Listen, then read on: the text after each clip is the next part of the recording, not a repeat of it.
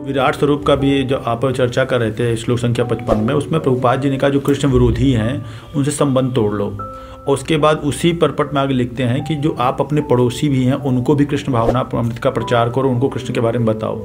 तो प्रभुपाद जी ने वहीं क्यों नहीं कहा कि जो आप कृष्ण विरोधी हैं उनको भी आप प्रचार करो, उनको समझाओ?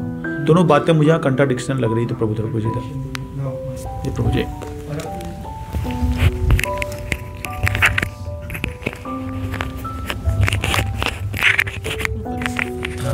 तो ये भगवान प्रभुपाद जी बोल रहे हैं कि प्रभुपाद जी बोल रहे हैं कि जो विरोधी हैं उनसे वो विरोधी ना बने।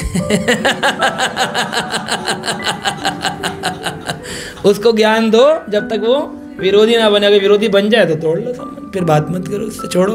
वो समझ ही नहीं रहा, एक बार दो बार।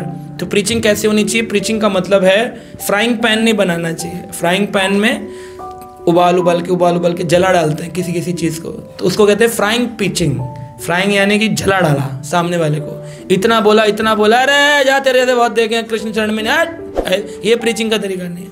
प्रीचिंग तरीका आपने प्रेम से बोला, गीता पढ़िए, अरे नहीं it's so important, it's so very nice, it's so very nice, अरे आप समझो ना हमारी बात, अरे समझ लो ना, तब भी नहीं समझ रहा, वो लड़ रहा है, पागलपन पे उतर आया, तो फिर हरे कृष्णा, फिर संबंध तोड़ दो मन से। सामने से नहीं, सामने मिले तो हरे कृष्ण ही कहना, लेकिन मन से समझ लो ये नहीं बनेगा। इसके अभी भाग्य उदय नहीं हुआ है। येषाम तो अंतगतम पापम, जिनके पाप समाप्त हो जाते हैं, जनानाम पुण्य कर्मणाम, जिनके पुण्य अर्जित होते हैं, वही व्यक्ति भक्ति में आगे बढ़ता है। जिसके पाप अधिक हो, आप उसको कितना भी बोलो, उसका पाप उसको शरण में जाने नहीं देगा। उसने इतने गंदे काम किए पिछले जन्म में। सो विरोधी को फिर छोड़ देना चाहिए, लेकिन पड़ोसियों को प्रचार करेंगे, पड़ोसी जब तक विरोधी ना हो, है ना? ठीक है, हरे कृष्ण।